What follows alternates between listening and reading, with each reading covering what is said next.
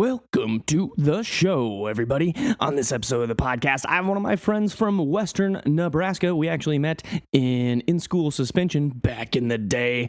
He is a creative director for some of the coolest fashion brands in existence and also creates many of them himself.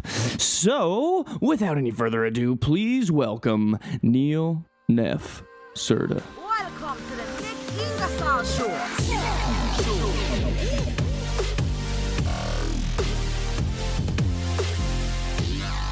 What's up, brother? How are we? I'm good, man. How you doing? Pretty good. We just started digging in on how we first met in high school. Western Nebraska kinfolk. Yes, sir. Rare breed.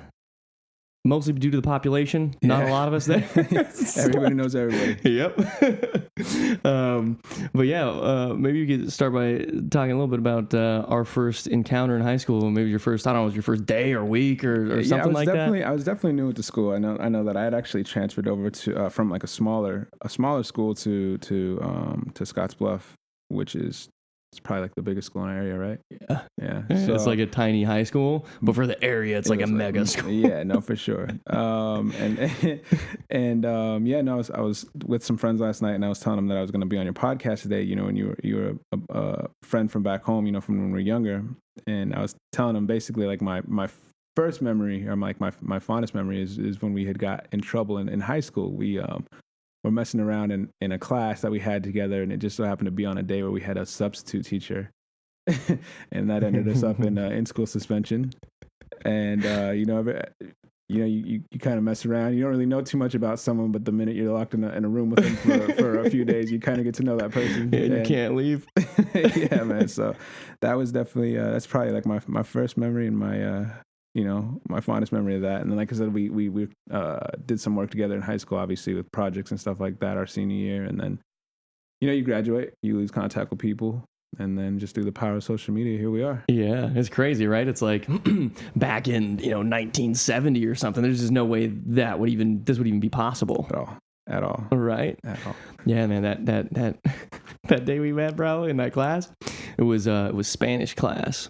And we had the substitute teacher named Mrs. Shim. Shout out to Mrs. Shim. She was always so mean to me. And we were taking the Spanish test. Which, by the way, if you're a teacher, don't put a substitute in charge the day of the test. Terrible strategy. Horrible. And so, like, we had the whole class to do the test, of course, right? Because it's a fucking test. It's an important thing. And we decided to fuck around and try to just waste like take up the whole time with class. Like, we didn't want to. We were trying to extend the test time so we didn't have to do anything else in class that day, and everybody else was already done. And it might have not even been a test. It's probably like a quiz, like a pop quiz or something. And so she comes around. I think she came to you first, and she's like, "You're done with the test, Neil." And you're like, "Fuck that." And so you stand up out of your desk. You're like, "No." And then she's like, "All right, this is too much work." So then she comes over to me, and she's like, "Nick, I'm going to need that test." I snatch it out of her hands. I'm like, "Not happening." And then we're both like, test in hand. No, this isn't gonna. Yeah, she's not taking it. And then ended up putting us in school suspension when we got to bond for a little bit. There you go. Good times, man. the fast times at Scottsbluff High. Yeah, the fast times at Scottsbluff High is right. Yeah, man. Yeah, when I talk about that area of the country, a lot of people they say they're from a small town, but like where we were at is a super isolated small town. Yeah. And you were in Baird before that? Yeah, so I grew up in Baird, Nebraska. Well, like when I was younger, I went pretty much through grade school through I guess like the start of middle school, and which that is like 100 times smaller than Scottsbluff. I think had I stayed in Baird, I think my graduating class probably would have been like 20 people, 25 people. So I think it was like it was the end of my freshman year, and I remember I told my parents I wanted to go to Scottsbluff, and so they ended up transferring me.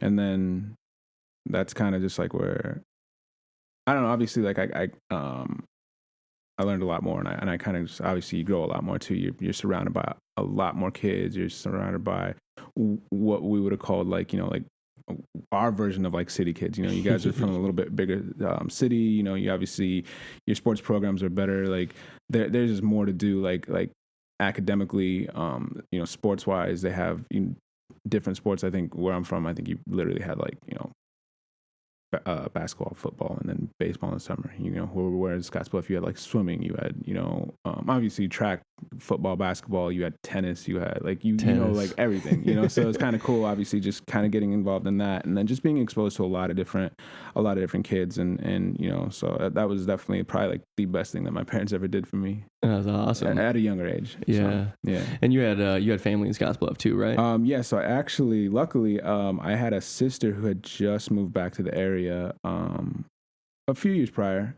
and so, you know, my parents, obviously, I wasn't going to drive, you know, back and forth. So my parents my sister's like, hey, you can just stay with us, you know? So, I just lived with my sister, and, yeah, man, I just did my thing in Scottsbluff, go home on the weekends, hang out, you know, with my parents. And, it was definitely a lot of fun, man. It's a good time in my life. Yeah, that was awesome. And, you know, we graduated in 06. Go ahead and date ourselves right now. 06. And then you moved to Denver for a little bit, and then you moved to Miami. And I think that's when you and I originally connected on social media again, and you know, kind of watching the crazy Miami ecosystem. I've never been to Miami, Yeah. but I feel like it is its own country. 100%, man. Like, what was that like? 100%, like 1,000,000,000% different. You think about it, like where we grow up, it's very like, you know, it's not very diverse at all. Actually, it's, you know, it's white, Hispanic, Black, but it's like very like, you know, if you're white, you're white American. If you're Hispanic, you're more than likely Mexican. If you're Black, you're Black. Yeah. So it's like when you go down there, it was super wild, and I think that was like it was like a culture shock to me, because it's like you get thrown in, and I was super young too. I think I was probably like 19 or 20 when I moved out there, and I was by myself. Like, I didn't know anybody. I knew one person, but shout out to her. And she basically, you know, your mind is kind of just blown away, because it's like you're surrounded by so many different cultures from all over, and it's like it doesn't feel like the United States. It's funny, they actually call it North Cuba, but it's very very Caribbean. You know, it's just the feel is completely different. The air is different. Like it's very Spanish cultured. Like it's amazing. Definitely an amazing place. But, you know, again, coming from where we're from, and just being so submerged so quick into that, it's insane. Yeah, it's like a shock to the system, right? Gosh. Yeah, no, because it's like, you know, you see people like, I can see somebody like you, and I go, okay, how you doing? And then they come and talk to you, and it's full Spanish, you know? Yeah. Like fair skin, blonde hair, blue eyes. Yeah. The most, like, don't even speak a lick of English, which is super wild, you know? And then it's funny for me, because you know, my background, I'm Hispanic, but I don't speak Spanish, you know? And obviously growing up where we grew up, it's not really necessary. Yeah, it's not common either, actually. Yeah, I mean, it's funny, my father speaks Spanish, my mother doesn't, so we weren't raised in like a Spanish speaking household. But yeah, so it's, you know, you go down there, and people just assume you speak Spanish. So it's like when they come to you and they're like, you know, need help, or they're asking for something, and they don't second think. They just come to you and they speak Spanish, and you're like, whoa, slow down. Like, so then they're like, wait, what? You don't speak Spanish? You're not Cuban? Exactly. What the fuck? Like, so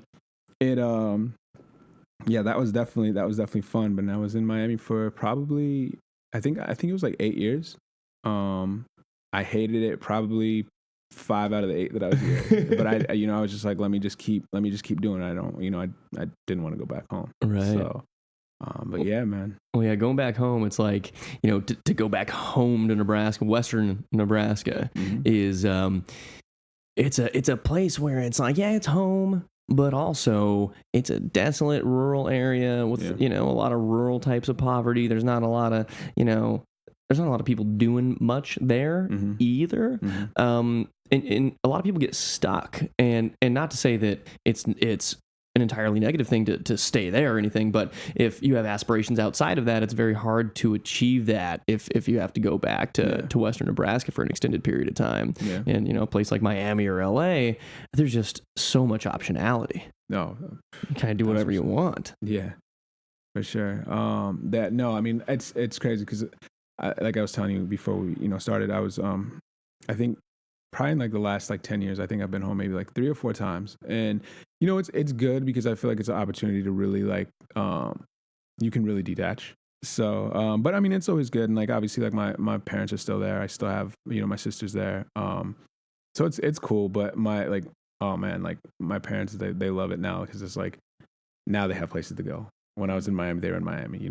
Then when I was in LA, or I'm here in LA, they're in LA. Or their favorite is, hey, let's meet in Vegas.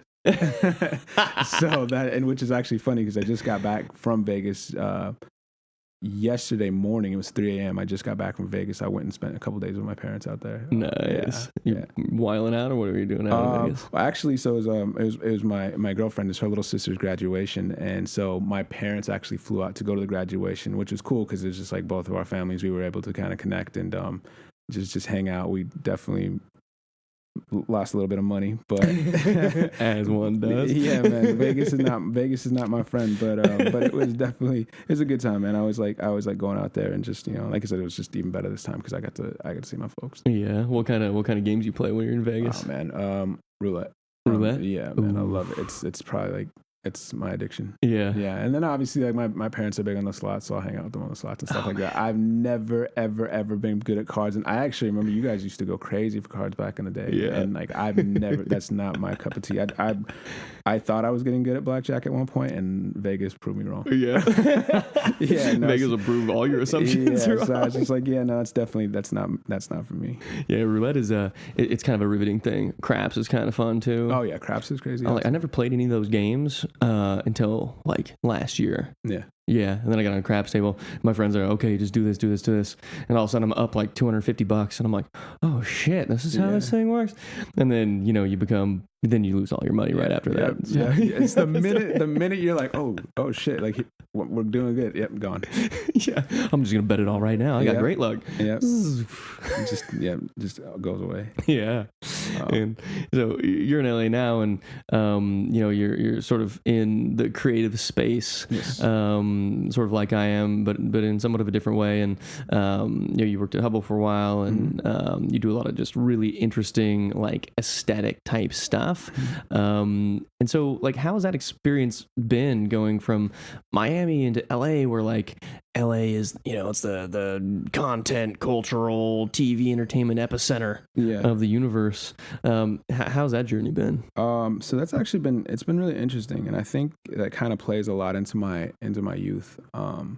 Obviously, growing up in like the rural area that we did, I always kind of felt like I was a little bit different. I kind of always had my head like buried in magazines and glued to just like TV, just because we don't have access to any of that. And so I think obviously it's just like an outlet to see what the world has to offer, I guess. Obviously the media paints it how they want to paint it, and they make it like they give it a certain appeal. But for a kid like me, like I like I said, I was just always had like this. I knew like the minute I graduated, I knew I was gonna go. I was gonna go, and I wasn't gonna go back. And so,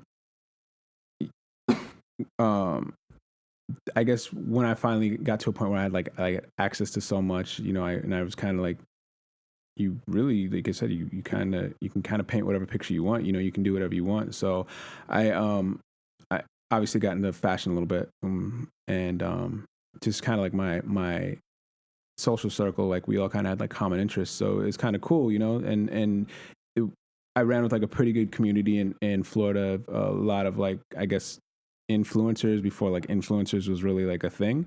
It was kind of like the dawn of influencers, but it was really cool because it was just like I really got a first hand to experience like how people curate like events and how people curate the quote unquote cool, so like they do like weekend events, and then they would kind of like grow this buzz, where it's like almost like they had like a want factor, like, oh, like I want to be at this place. Ooh, I have to be at this place. Ooh, so-and-so is at this place. So it's kind of cool, like to watch, I guess, like people and how they did their branding, and they kind of just, they market things a certain way, and it just makes it appealing, so, just kind of seeing that, how that kind of all like fell into place, and like just see how people have kind of curated these, I don't know what to call it, like I guess I'm gonna say lifestyles, but just like they've curated so much from lifestyles to just things that you want to be a part of, you know. So when you come to LA, take I mean, a city like Miami, like you can do that, you can make it look cool, but when you come to LA, it's like like you said, it's like the capital of the world of media. So coming out here, I got involved with a company called Hubble Studio, and that was a game changer for me because they I mean, that's exactly what they do. They curate content, you know. And I got brought on as creative director. So like I said, I'd always had like a thing for fashion. I've always kind of just been like a little bit more fashion forward. I've really, ever since I was young, I've kind of always just been myself and then dressed how I wanted, and may have stood out a little bit growing up, but like I said, it was just part of who I was. So I think I've always kind of carried that with me. So I just built a relationship with the guy who initially started Hubble Studio, and he's like came to me and he's like, hey, like I want to start a brand. I don't really know too much about starting brands, but if you want to come help me out, like let's make it happen. I was like, all right. So I hopped on board. Like again, moving to LA was a risk. I didn't know anything. Same situation. When I moved to Miami, I didn't know anybody. When I moved to LA, I didn't know anybody. So I met him when I was out here. We just happened to know a couple people in common, and he just put his trust in me. Came on board, and we I remember we went to this like vintage like warehouse, right? And it was like we were digging through like old like Champion hoodies, like super just nasty. Like imagine like the biggest warehouse ever and just piles on piles on piles of like old vintage clothes. That are not washed, I take it. At all. And we're in this place digging through piles of clothes and just trying to find like the best like whether it's like natural distress or something like that, trying to find the best quality Champion hoodies and sweatshirts. I'm not playing. We probably left with like 6-7 bags of these old gross sweaters. And I remember we took them to a wash house, washed everything out. And then I remember I was sitting at the computer and I designed, it just said Hubble Studio. And it was like this logo. I picked this font and we literally screen printed it on the back of these Champion hoodies.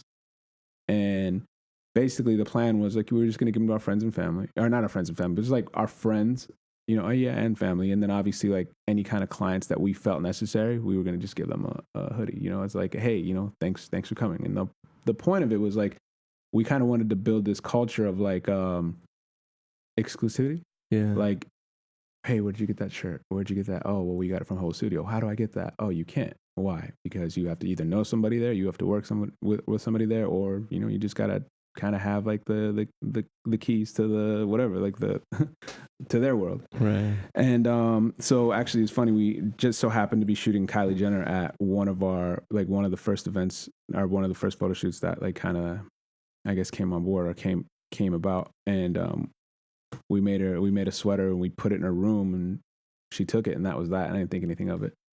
And then maybe 4 or 5 months down the road, we get up on social media like in the morning and we probably have like, I want to say like 200 or 300 DMs. Oh shit. Of people sending us pictures of Kylie wearing the sweater that we made.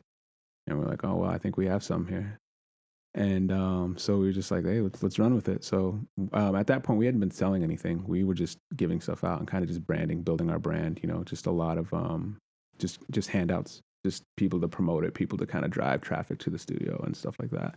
Wow. And yeah, I mean, that was probably like the first time we were like, okay, like we have some kind of traction. We have some eyes on the studio. We have some eyes on the clothing at that point. And then it was just a matter of just kind of like building our team, a couple graphic designers, things like that, just creatives and just getting people to come down. Cool thing about it is like the studio is definitely like a space where cool thing about the guy who ran the studio, he didn't really care about money. Money wasn't like his thing. He just wanted to create like a legacy, and he just wanted to create this cool like subculture that people just wanted to be affiliated with or involved with in some way or another. So that was always something that I really admired, and that's definitely something I took away, because it's just like I said, when you're exclusive, people want to be a part of that, and it's like when you can get something and you can take something away from that, it makes people feel special, Yeah. So it's like it's a form of currency to them, like they're like, oh great, this is cool. Or if you're wearing a t-shirt that nobody else can get, but it's everywhere and it's seen on social media, it's seen on media websites, and you have something that's social currency. You're like, hey, yeah, I have this. Like, it makes you feel cool. Right. So yeah, that's definitely that was probably like one of like the most like rewarding experiences I've had, obviously in my adult ages. That's fascinating, man. Yeah, you know, the thought of exclusivity, especially in fashion, and you know, I think that we were very similar in a way, growing up in Western Nebraska and just not fitting the mold at all. Yeah. I mean, you know, I was always sort of an outsider in that way, and I think you were too in a lot of ways. And you know, it's therefore not that surprising that like you just go show up to a spot that you don't know anyone, right? Whether it be Miami or LA, and to hear your story about going into Hubble and creating that clothing brand, it was really fascinating to watch. And it's interesting too, because I feel like in fashion in particular, it's exclusivity really is, it's like you know, you have the dollar currency, and then like you said, you have this weird social currency attached to all of it as well. And in LA, what you'll see, and I'm sure a lot of people see this just generally, but you know, Supreme is probably the, you know, most famous for their exclusive drops and things. And people line up on Melrose for these drops of sneaks or shirts or, you know, beanies, literally anything, pretty much. Yeah, anything they put their name on. Yeah. Like, how do you think that the groundswell, like the unlock there is, you know, you sort of create just a limited version of whatever it is, right? And it's this unique and cool thing. You build a subculture around it, and then you get essentially a couple of influential people to rock that makes it really sort of take that upper echelon status in fashion. Yeah, I mean, I think that's definitely like a key, and I've seen like a lot of designers that especially now, and especially with like you said, like Supreme or even streetwear in general. I feel like streetwear is kind of like taken over you know, the industry, and it's influenced even like you think about these legacy brands. But I see a lot of designers who do, they kind of keep it, they keep their stuff super limited, super exclusive. And you're right. Like, it's like that's how they grow so fast, you know, and that's how they build that's how they get people talking. Like, oh my God, like, I can't believe I didn't get this shoe. Like, what am I going to do? What am I going to do? You know? And then it's next thing you know, it's just that becomes the talk of a outing. That becomes the talk of a dinner. That becomes the talk of, you know, an event. That becomes the talk of the city. You know, it just becomes like really big. And like I said, with the power of social media, it's like it catches like wildfire, you know? So I think exclusivity is definitely big. But it's got to be done the right way, because you can't be so exclusive that, you know, people just kind of give up. Because I think in today's age, like our attention span is like, you know, it's over super quick. So it's like, man, if I can't get my hands on it within, let's say, a month after it drops, I'm already looking for the next thing. You know? Oh yeah, you move to the next brand. Yeah. So, but yeah, man. That's an interesting point, actually, because it is like you got to kind of thread the needle, right? It's like a really fine line between being exclusive and not available to everybody, but simultaneously being available enough. To where like that core consumer, early adopter crowd still tries to cop it. Yeah, no, for sure. And again too, like working with social media influencers, I really hate that word, but I mean, that obviously, I think that can really benefit, but it can also dilute your brand too, especially if you get the wrong people wearing your stuff. You know, everybody's trying to build a brand, everybody's trying to do something, but at the end of the day, it's like it's who's wearing your brand, you know? And your brand can get hijacked too. Oh, 1,000%. And I see it happen all the time. Yeah. So I think it was, what is it, Cristal? You know, the Cristal, like champagne. Yeah. So Cristal, and I didn't know this story, but a friend of mine is involved in one of the Cristal's like competitors, like high end, you know, champagne and whatnot. And she told me the story. She's like, yeah, well, Cristal, what they did was, you know, they had Cristal, whatever, and it was always like this, you know, super highfalutin, high net worth, like familial wealth type shit that you and I are both so disconnected from, you know. Yeah. And so that's how they viewed their brand, as like this super, you know, prim and proper, from the, you know, Champagne region of France and all this shit. And then all these rappers were just like pouring it on booties in thongs in songs. And Cristal was like so fucking pissed. They started talking shit about all these rappers, and basically, you know, influenced before there was social media, right? And music videos. And then that entire community was like, oh, that's how you feel? Cool. Terrible move for Cristal. So 100%. it would have been better if they would have just leveraged it in that case. But then again, sometimes your brand can get hijacked, and it is an actual negative thing. It's just nothing you can really of course do. And it's crazy because I I follow like a lot of different, I guess like media outlets and like blogs and stuff like that. And it's funny how like you use the word hijack. Like it's crazy how like in fashion, it's not really reinventing the wheel. I always say that. It's crazy how much like people can reference and how people can just blatantly like knock something off and make it their own, you know? So like I said, you see it all the time, and it's like, it's crazy because it's like, if you have any type of following and you have any type of cultural following, these people soak that up and they don't care. Like, you know, I mean, like Cristal, like you could, it's a prime example. Like it's this prestigious champagne, but it's like, they played their cards wrong. Somebody could literally replicate that exact same thing and be like, hey, this is just as good. Yep. You pour it on as many booties as you want, you know? Like we're all about that. And it's like, once the culture embraces that can skyrocket your company. We always talk about what was called the Kanye effect.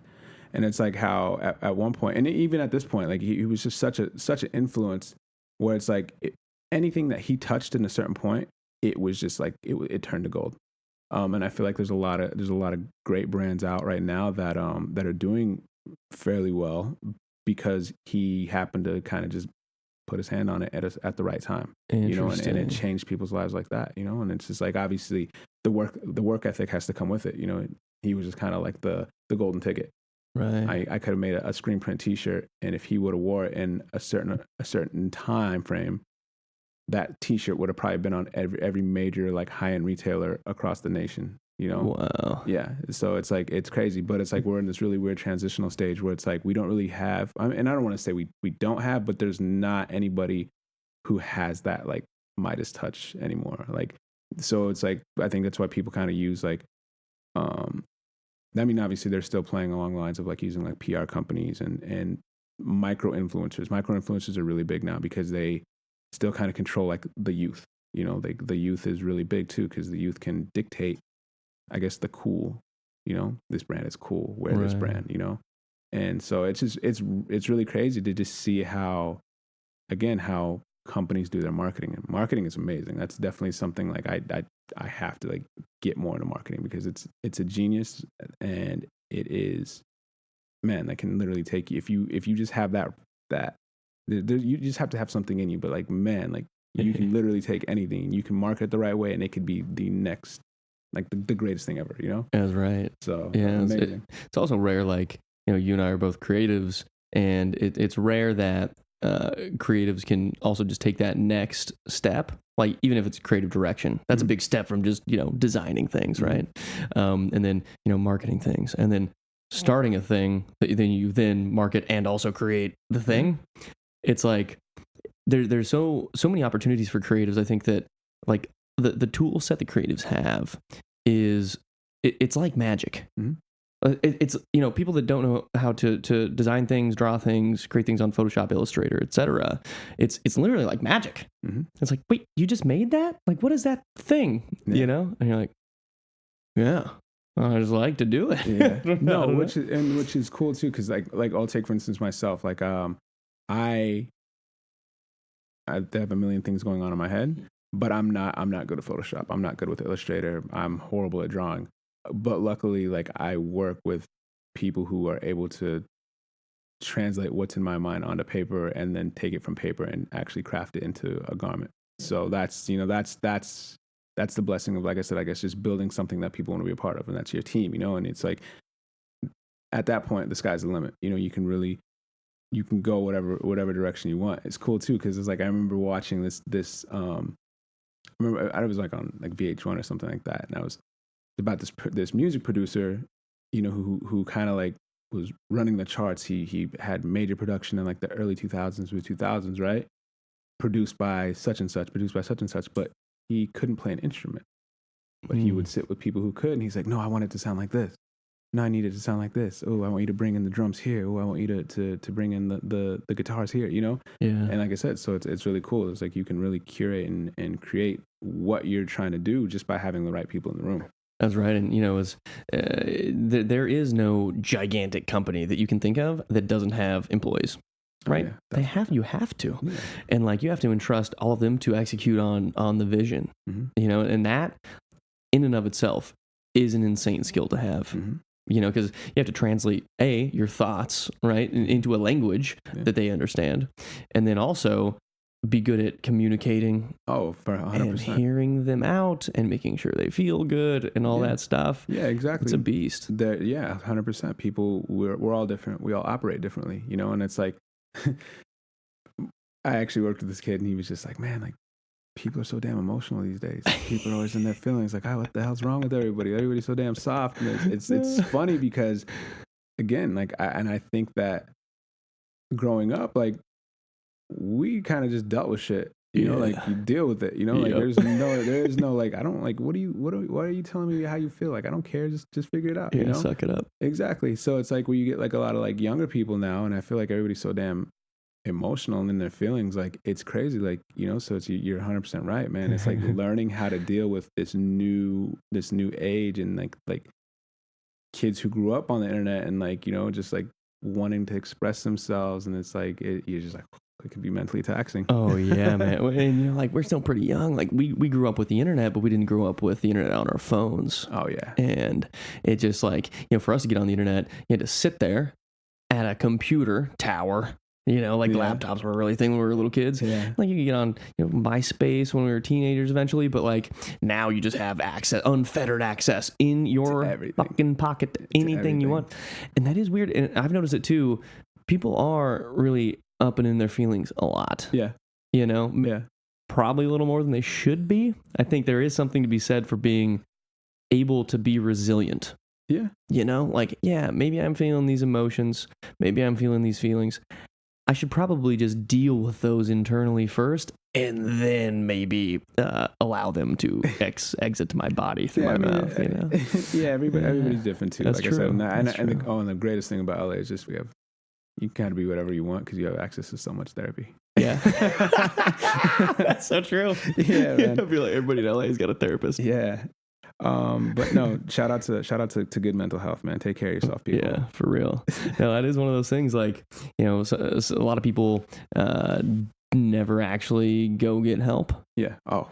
And man, that can be a super, super disaster. And if anyone's had any sort of, you know, mental illness in themselves or in their families, in their friends or their loved ones or whatever, like, that could be some super detrimental shit. Oh, so, for sure. Yeah. For sure. And I've seen it over the years too, like just like kind of people just dealing with like their inner battles, you know, and I've seen it turn out for the good and I've seen obviously turn out for the bad. But I mean, again too, like I said, I think it's a lot's changed over the years, and again too, I don't know if it's because of the media and social media, and right? like, I don't know, you know. Yeah, that's an interesting thing too. It's like a double-edged sword. Like, social media can cause more like mental angst, right? The FOMO and the comparing yourself to whatever it is, and then but simultaneously, it's also like an outlet in a way. Yeah.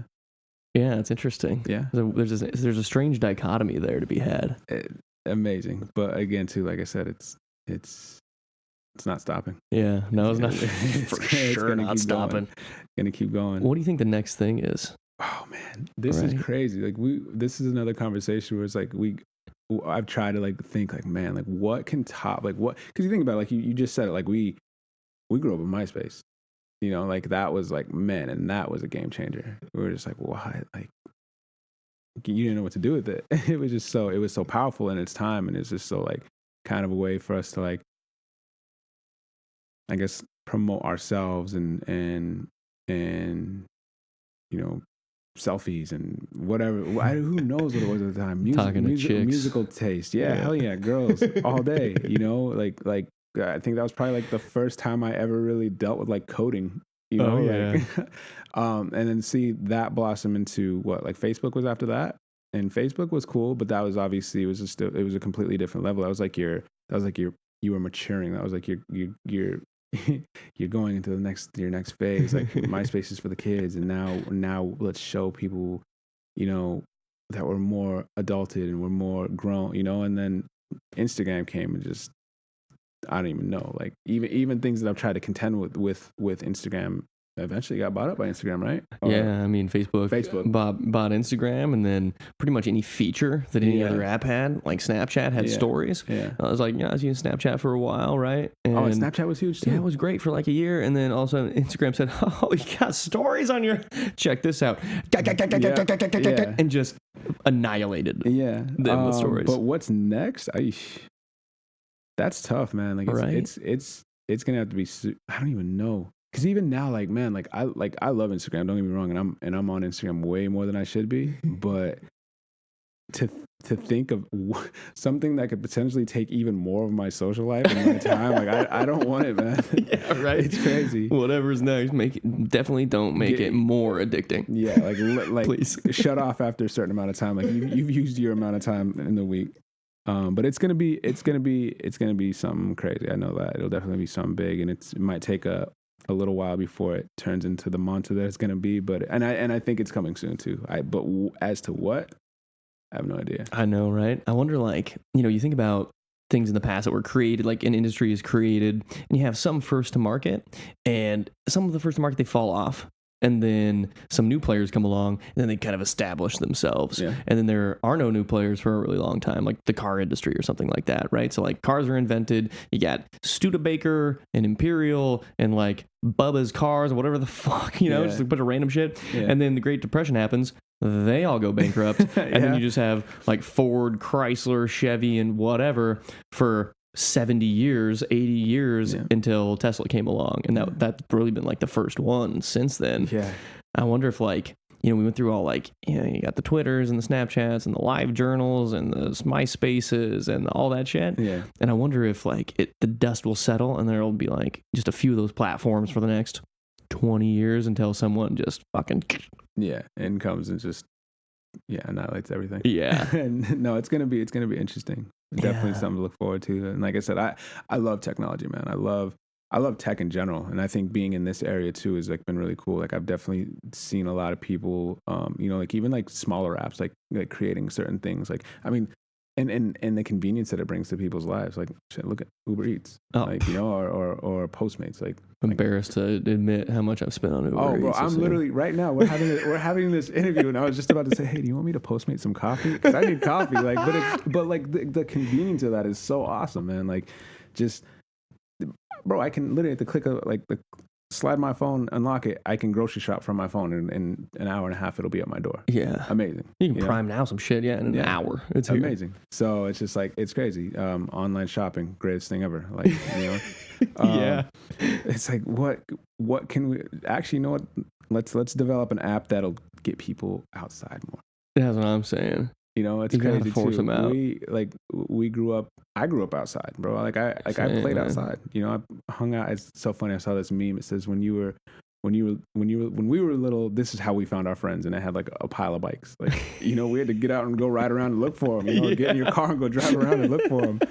There was no trackers. No, and I grew up out in the country. Did you grow up out in the country too? I grew up in the country too. Yeah, yeah. Well, in the country, like dirt road. Yep. Fucking, it's not even like a neighborhood park or anything like that. Nope. So outside of school, you ride your bike around. There's this one time, so I'm riding around my bike, and I may be like, I don't know, 10 years old or something like that. And like you said, you just ride around, and then you find new kids, and you hang out with the new kids. So I find this new kid, and he's riding up to me, and I can't remember who I was riding bikes with, one of my friends. And this kid's like 3 years older than me, 4 years older than me, something like that. He turned out of the trailer park, and then like we meet up, right? And I'm thinking, oh, it's a good potential friend, And he comes with a whole different mentality of the situation. He comes up, he's like, hey, I like those tires. Oh no. I'm like, yeah, me too. I'm 10 years old, right? He's like, yeah, those little caps on those tires? I'm like the cap? He's like, yeah, I want those. Oh man. I'm like, no, I'm not gonna give you these fucking caps, bro. And my dad luckily had taught me, like, you just don't allow people to take advantage of you like that. Yeah. And so I'm just like, no, I'm okay. I'm just gonna. And then I just rode off. I thought he was gonna jump me, bro. I was like, this guy's gonna steal my little tire caps. Shout out to that guy. I wonder where he's at. Yeah, for real. I wish I remembered his fucking name. Shout out to that guy for sure. He's probably smoking meth.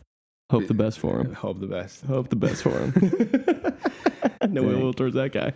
Maybe I hope, you know what I hope? I hope he founded a fucking bicycle tire cap business somewhere. He might have. He might have. He might be doing his thing. You think about that though, like that certain situation, like I said, man, like to be, it kind of just brings me back to like how we kind of started off the conversation of like where we're from in like such a rural area. Like it's awesome to me to hear, like, you know, like I said, like we grew up in the country, you know, my nearest neighbor from me was about a half a mile away. You know, I literally lived in the middle of cornfields, like legit, like there was just cornfields all around me, you know? So it's funny. Like I was telling you earlier, like I always show people like on Google Maps, like, no, like this is where I'm from. Like not only is this the city where I'm from, let me show you where my house is, you know? And it's like, you zoom in and it's just like green, you know? So it's like for us to be from such a small area and it's like to be out here and to be able to do something like this, like it actually is really cool to me. Like it you know, I guess like in our journey and like in our time, you know, as we've grown up, it's like we don't really like. So I at least myself, like I really find myself like taking a step back and kind of looking at where I've come from as to where I'm at, like and to where I'm at right now. So it's like this is pretty gnarly, man. It's definitely sick. And, yeah, it's one of those moments right now. Yeah, for sure. So it's like, man, and like again too, like just like through the power of social media and like seeing like what you've accomplished, like that's, bro, that to me, like I like the amount, like I love seeing people do shit, man. I love seeing people like accomplish things, and like you have a lot to be proud for, you know. So it's like, let me say congratulations to you, because like I said, like bro, even before I saw like with like what you had done, like I had known about your product, I just didn't know it was you. Oh no shit. Yeah. So that was kind of crazy. Like and it was so funny when months ago, or maybe like I don't even know, it was a few months back, like you had sent a big box to our office, and I work with a girl who is actually shout out Vendela. She is the biggest fan of your product, right? And she saw me eating, like you sent me a small box first, and she came to the office and she's like, where the hell did you get those? And I'm like, oh, it's one of my friends. I was like, he's actually like, this is his. She's like, what do you mean? I'm like, no. She's like those are his snacks. I was like, no, like these are like his snacks. Like this is his stuff. She's like, no fucking way. She's like, I love that shit. And she's like, tell him to send us a box. I was like, all right. And you know, like just to be in like these situations, like I said, like you know, when we're young, you don't think about it, but it's just like we worked our asses off to get to where we're at. And we you know, we're just playing the cards we're dealt, and we're making the most of it, you know? So, you know, I'm definitely proud of you, man. Like that's pretty badass. And like I said, like I know that's only the beginning, you know? Likewise. There's a lot going on too. And just like I said, it's like really just making that effort to every opportunity that comes to your door, just to make the most of it. And, you know, whereas myself, like obviously I took a step back from my position as creative director of the studio to go on to the next level. And you know, there's a lot of things that I'm working on right now too, but again, like it's one of these, like it's almost like I'm just going down my checklist of things like that, you know, like that I guess I kind of like was dreaming of as a kid of doing, you know. So it's like to be able to say that like I'm just kind of working my way towards these things is pretty gnarly. And then like I said, just to know that there's people that come from the same area that I'm from that are also doing the same thing. Like it's pretty badass. Because to be honest, aside from you, I really don't know too many people who are really like doing like I mean I know a handful of people who are doing great. Yeah. You know, but as far as like in terms of like trying to think how to say this, like not so much in the limelight, because like I said, like obviously like we're involved in social media a little bit more. Yeah. Not to say that the people who aren't involved in social media aren't doing great for themselves, but obviously visually I see the things that you're doing, right. You know, so I don't really visually see a lot of people doing things, not to say that they're not, but you know, and I do know a couple, which I won't name any names, but and shout out to them as well. But yeah, like it's crazy. Like I just like seeing what you're doing, man. Dude, likewise, bro. I'm not gonna be able to say it any better than you just did, but like it's one of those cool things where like, we're two kids that grew up in the country with like not a lot and no like connections or resources at all out here or anywhere actually, and to see everything that you've done and the creative journey that you've been on has been really cool to see. And I was thinking about having guests for the podcast. I'm like, I gotta fucking get Neil on here for sure. Thank you, man. Because I've been watching you since you were in Miami and now in LA and Hubble and doing all this cool stuff. And it's like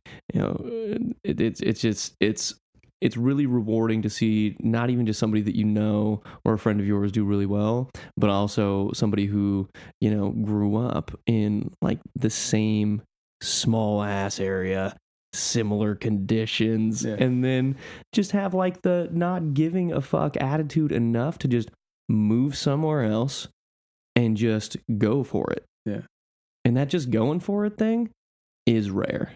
Oh yeah. I mean, you definitely gotta have the guts to do it. But I mean, and again too, like I think like being young, I just always knew that it was gonna be something I was gonna do. Bro, I'm not playing. I think we graduated, and the next day, I remember the next day I went and stayed with my sister in Omaha.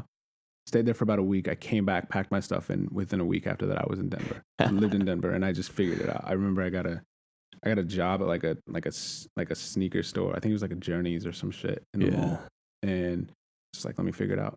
And, Journeys. Yeah. And just like, like I said, and to do that, like, just like I said, it's just been like an ongoing list of things. Like I remember, like, bro, I'd always have like magazines, like the Source magazine and Double XL and like Vogue and like weird magazines, and it's like, I was in the Source magazine, and I got into Double XL, a clothing line that I'm working with right now is covered by Vogue. Like it's crazy. I've been to like shows internationally, like full blown fashion shows, like, so it's like, and I'm like, man, I'm just a kid from Nebraska. Right. That's so fucking badass. Yeah, man. It is, dude. It's so fucking badass. So. It's like you it's a rare breed of human to be able to escape that area and do stuff like that. Mm-hmm. And I mean, besides you, I mean, like you said, like I know people that we grew up with that are doing fine. Mm-hmm. They're lawyers or they're dentists or they're whatever safe occupational something that they work for whoever. But not a lot of just like, oh, I'm just gonna go do me. Yeah. It somewhere.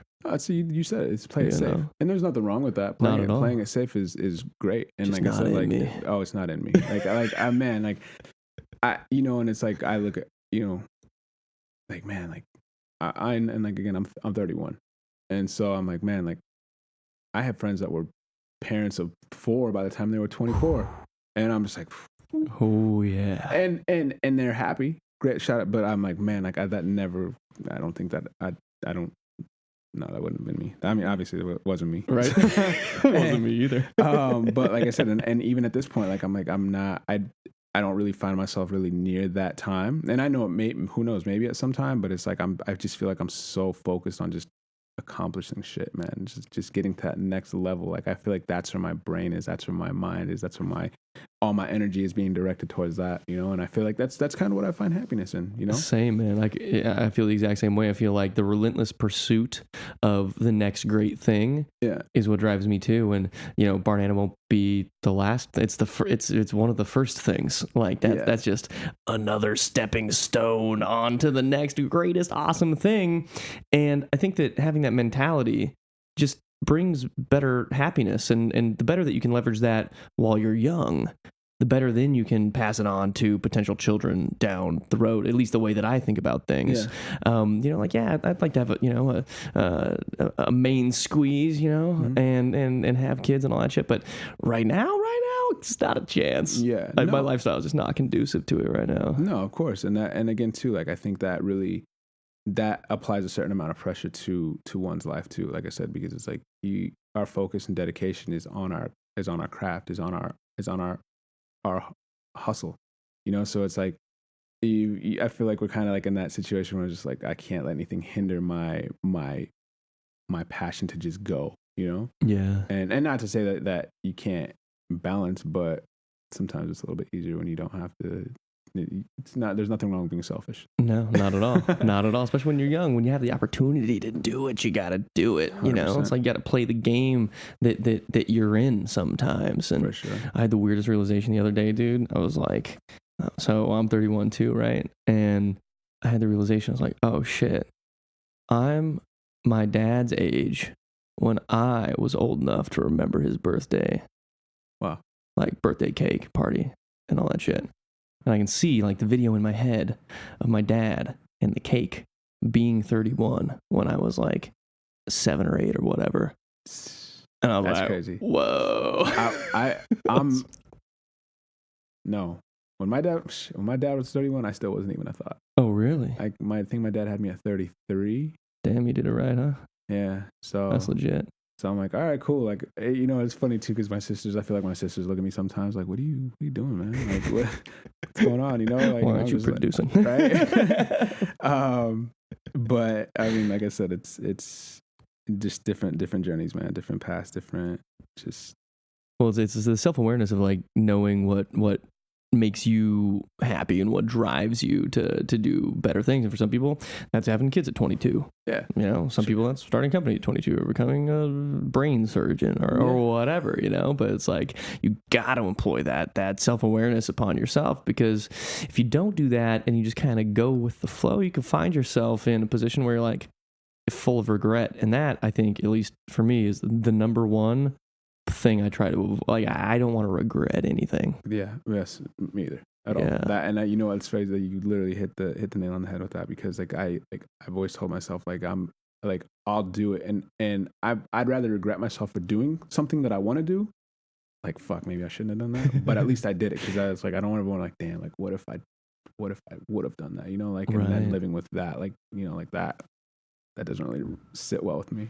So I'm, like I said, we're go-getters, man. Like, you got to go and get it, like whatever it is, like just figure it out. If you have to take steps back and kind of like reassess and structure yourself to get to where you want to go, do whatever you need to do, but go 100%, you know? Got to go get it, because no one's gonna go get it for you. No.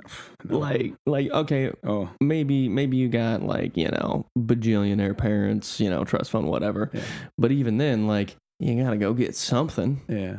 Like, okay, you got the money, but like, what are you doing? You're just playing Call of Duty and, you know, eating Cheetos and jerking off all day. Like, what the fuck you doing with your life? Well, there's an abundance of that here too. Like, right? How wild is that? Because, bro, where we grew up, like, being rich was like living on the hill. You know those people that lived on the hill? Yep. And you're like, oh, man, you live on the hill? Yeah. Oh, shit, you got, like, 3 newish cars in your family? That's rich to us.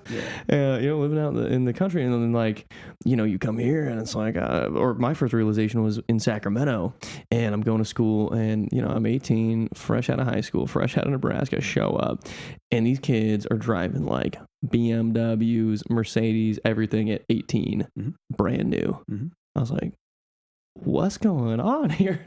Like, this is crazy. I think my moment was, obviously I got into, like, I'd kind of been like hopping around like jobs and stuff. I worked in the hospitality industry for a while, and then I got into high-end retail, and that's where it was just like wow. You know, like, and in Florida, like, it was a little bit different. I think the real shock was when I moved to LA, though. Not that I hadn't seen money by that time. Like, I'd seen millionaires and millionaires and millionaires and millionaires and every foreign car you could imagine. But I think like coming out here, it was just completely different, because in Florida, it's an import-export state. So you see a lot of money. There's a lot of like money that built the city, and a lot of like people who are like based there, but it's in and out, in and out, in and out. So when I moved to California, I think what really just blew my mind was the amount of money that's living here, that's not going anywhere, and the Asian culture. Oh yeah, I'm talking like you said, 18-year-olds, not even BMWs, like Ferraris, Lamborghinis, like come into the store and spend $80,000 with the swipe of a card, like no question, like they don't care. Like, to them, it's just like whatever, you know. So that was just like, man, there's real money out here. Like, there's, you know, and like I said, obviously, I saw it more on like a tangible level, like, because these are people who are just buying like like materialistic shit. But I'm just like, man, like to even have the kind of money to just go into a store and be like, damn, like I'm gonna shop today. I'm gonna spend $30,000, like, and like it's nothing, and I'll see you next week. Yeah, it's one outfit. I need a new one next week. So, you know, like I'm just like, okay, like this is wild, you know. So, and it's crazy because it's like, but you see these kids, like you said, like and shout out to them because it's like that they were fortunate enough to be able to grow up in those circumstances, you know. But I'm like, damn, like my parents didn't have money, like, you know, like I struggled and you know, they struggled. I didn't go without, but they made sure that I never went without, you know. Yeah. So, but I'm like, man, to just think about like these kids who have never they never had a want in their world, like it's just whatever, like just take it, whatever you need, go, you know. It's a dangerous thing too, you very know? dangerous because they don't really understand what that is. Yeah, true. And again, too, like it's not like it's not their fault. Like it's, you know, like I said, they just grew up how they grew up, you know. Totally. But it's like, man, like you think about some of these kids who are like, okay, I understand what I have. How can I make something of that? I don't want to just be that kid that just sits around and like uses my parents' money for dumb shit, like, or, you know, for no reason. Like, let me put a plan together and let me do something that we can continue to do this for generations, you know, like those are the kids, like those, you know, and they have a different way of thinking as well, you know, like, of course. like, but again, too, I think that comes down to like, obviously like parenting, you know. Sure. I'm not just trying to buy your love. Like, cool. Like, no, let me teach you the power of a dollar. Let me teach you what having a good financial backing can do for you if you do it the right way. Yeah. It's interesting because you have, you know, it's like, you know, your and I's baseline, you know, like we didn't have any money. There was no college fund for me. Like none of my family ever graduated, went to college, you know, let alone have like a college fund or even money at all whatsoever to support me in any way. And, you know, we're very similar in that regard. Like the bar for us to jump over is so much lower. And so if you grow up, you know, if you see your parents, you know, so maybe your mom or your dad, they didn't have anything and they created this crazy opulent wealth for you to grow up in. Some of the people that I know that are doing really well, that grew up in that environment, they tell me, they're like, well, the way that I look at it is absolutely a functioning of their parents doing a good job. Mm-hmm. But they'll say, you know, my mom or dad created this thing, like this amazing thing. And I don't want to have that perception on me. Like now I feel like I have to be able to at least generate something for myself because I don't want to be defined by what they've already done. Yeah. You know, and their bar is much higher than like one of my buddies is like, well, yeah, man, I mean, look, you know, you grew up like your dad was on disability and all that shit. Like, so for you, like you see my house, he grew up in Princeton, right? Mm-hmm. And he's got this big ass house and all this, you know, shit. And you see this and you're like, oh, wow, that's like some opulence, you know? Yeah. And he goes, for me, this is where I grew up. So like, if I'm not doing one better than that, I kind of like failing. Yeah, it's definitely. And that can put a lot of strain on someone, right? Up, you know, and that was an interesting perspective for me too. I'm like, yeah, I get that. Yeah, for sure. That's awesome. I was gonna so and again too, like I know, I kind of want to know how you fell into like where you're at, and and I wanted to ask you, and so I was like, damn, let me flip the script now, and let me ask you, because like I said, obviously it's a wonderful product that I enjoy. However, I can't so much right now, but you're like keto diet, son. Bro, I have a story, no. So, but yeah, I mean, like, so how did this come about? Like, and like, how was it? Like, when were you like, okay, we're on to something? Like, wow. Yeah, it's I mean, it's a wild bucket of circumstances. I think, you know, when I moved to Sacramento, there's, you know, no backup plan, right? Like, so I get a job at Best Buy selling computers. I'm taking a bunch of different side hustles. So I'm working full time, going to school full time, because, you know, failure was just not an option. Yeah, like there just is no option to go back. You know, we're not going back. Yeah, fucking never. We're not going back to the cornfields. And you know, so it was like do everything that I can. And so I started a whole bunch of different side hustles. And so I was painting painting acrylic and oil paintings and selling them at galleries and things like that. And, that was like a terrible return on your time because you're just like some 18-year-old kid from Western Nebraska. Like nobody knows who the fuck you are, your name, like they don't care. And the way that the art world works is you build up a name and then rich people buy them as like assets to hold over time. Is how that actually works. But when you're 18, 19, you're like, I want to be Salvador Dali. So I was doing that, and then I realized that the best market fit for any sort of artistic ability is to design packaging, logo, branding, that kind of thing. Yep. So I started doing that on the side, started like a small consultancy, and so, I'd be going to class, and then during the class, I just had my computer up working on, building a website, designing it, coding it, whatever. Then eventually co-founded a company called Candy Lab, which was a tech company. So we started with client services works in a very similar way. So essentially doing the SEO and the website and the design and all the stuff for startups. And then we decided to build an augmented reality platform. So this is all still in undergrad. So started raising money doing that. And then simultaneously, I started working on Barnana as a side project for about a year and a half, almost 2 years. And, it was like, which one's going to take off, which one's going to do it. And you just don't know until the market tells you, right? Like you have this idea and you think it's going to be good, but then, maybe the market says, we don't care if you think it's good. We think it sucks. And so with Candy Lab, I saw the writing on the wall. It just wasn't going to be that. And I'd been working on Barnana for a year and a half with my co-founder.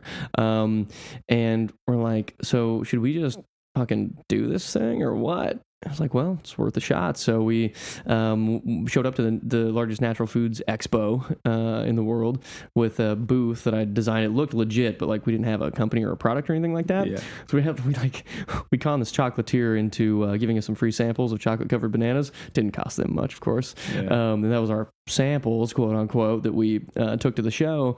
And then when we went there and everything looked buttoned up, right? The branding was on point. It like looked like we were a business. Then Whole Foods came and wanted to place a PO. And, like, hey, yeah, we want to take this in our stores. And we're like, are you sure? Wow. Oh, great. Yeah. So they're like, so what distributors are you in? They start busting out all these acronyms, UNFI, KHE, this and that and the other thing. And we're like, we'll be wherever you need us to be. Yeah. Like you're trying to act like you know what you're doing, but we had no idea. Yeah. And then based on that PO, we went out and raised $600,000 from some angel investors that were in the industry. Okay. Just, cold emailing them, doing the whole thing, launch a Whole Foods into Wegmans, and then just started building up the snowball at the top of the hill and gently rolling it, and then letting her go. So. Man. That's amazing, bro. Yeah, that's so crazy. That's so crazy. Super crazy. And that happened over a span of how many years? So our first full year in business was 2013. Okay. Yeah, but really I started working on it in like 2010-ish, something like that. Like when it was first being ideated and all that. Yeah. Okay. Yeah. Jeez, that's crazy. So international? Yeah, so we sell Canada and Japan. Okay, nice. Yeah, have you been to Japan? I'm supposed to go next year is the plan. Okay. Nice. I haven't been to Japan. So I'm knock on wood, I'm trying to go in August. Sick. And it's like literally like my like Paris and Japan, like those are like my like I gotta get these places, but oh man, like that's literally like my like that is like you don't understand like how hype I am. So I'm like literally trying to like do what I need to do to make sure everything's cool, so I can take the time to go and just check it out. Like, yeah, I heard it's amazing. So. Japan's supposed to be awesome. I took 3 years of Japanese in college. Wow. Because my original idea was, college was always a backup plan for me. It's like, okay, if everything else is fucked up, I know that I'll have a bachelor's degree in something. That was going into it was like you just don't want you don't want to be poor again and struggle and do that. And so the original plan was international business with Japanese as the major, and then come to find out, the college I was going to, they mandated that you study a year abroad in Japan, not paid for.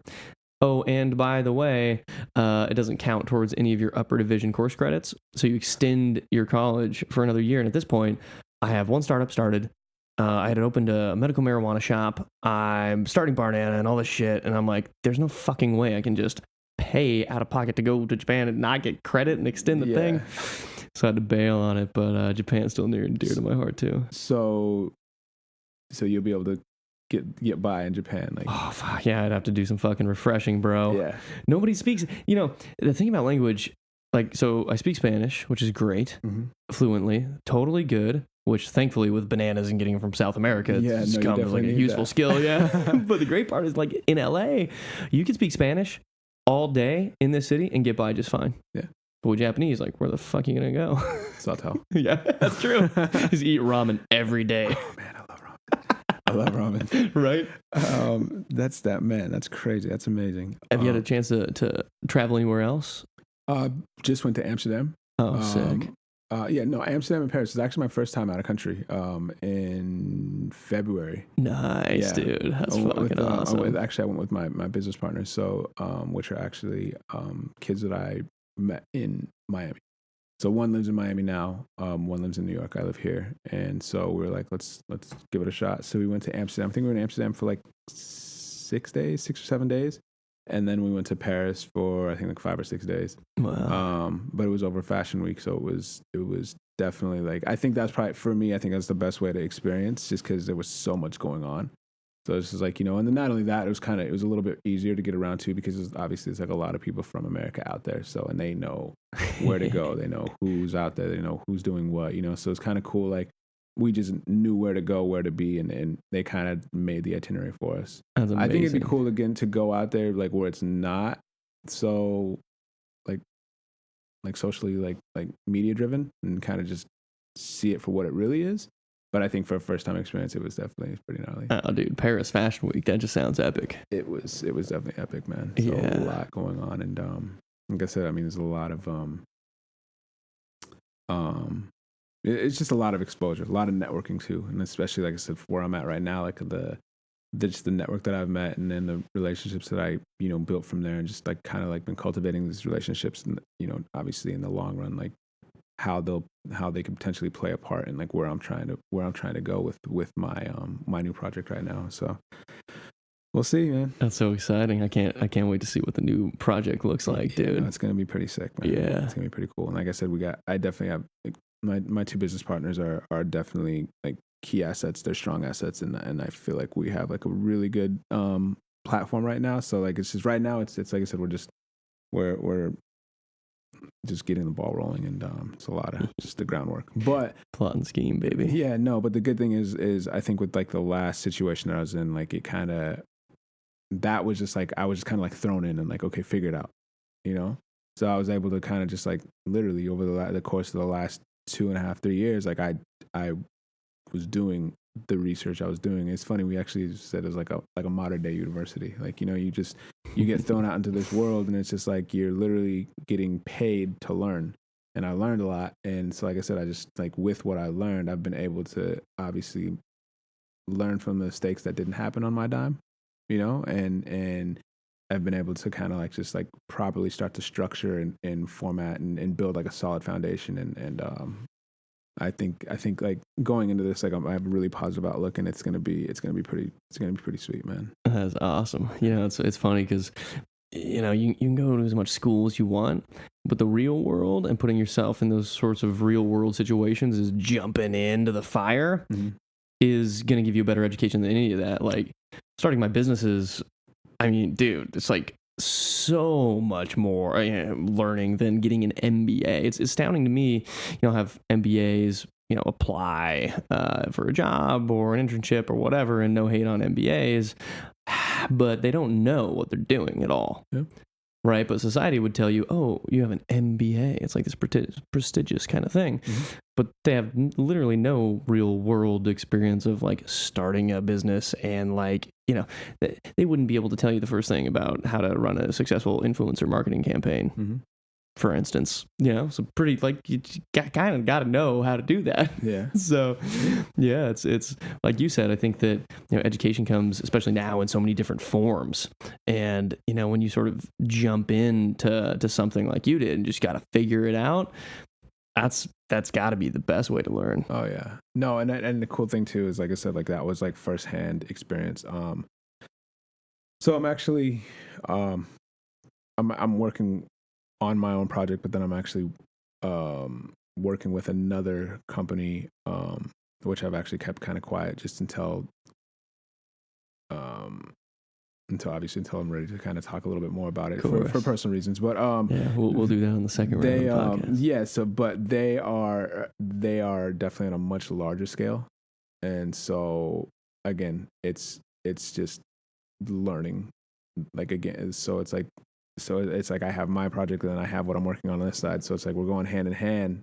And like I said, it's just I'm dumping all the knowledge into this, and it's just like it's a good setup right now. So it's definitely a blessing, and again, like we'll catch up on that another time. But that was awesome, bro. Well, thanks so much for coming on the show, dude. This is like a super special episode for me. No, definitely. Thank you for having me, bro. This has been good to catch up. Yeah, just chop it up. Likewise, dude. And anywhere you want to point people to, your Instagram handle, anywhere else. I know you got a couple top secret things you're working on. Yeah. So my new project is called Ville, Ville, Day, De, Sovereign, SVRGN. That's a new project that I'm working on right now. Ready to wear streetwear brand with a couple guys, like I said, one's from New York, one's from Miami. So that's actually going to be like the new project that I'm dumping a lot of my efforts and work into. So that's slated for a release later this year. We're just building all the content for it right now. Personal Instagram is just NEFFGOT, Neff got next, and he routinely deletes his older posts, even though they're dope, but always replaces them with equally dope posts. So definitely follow this dude. Thank you, man. Awesome. Thanks, brother. Thank you for having me.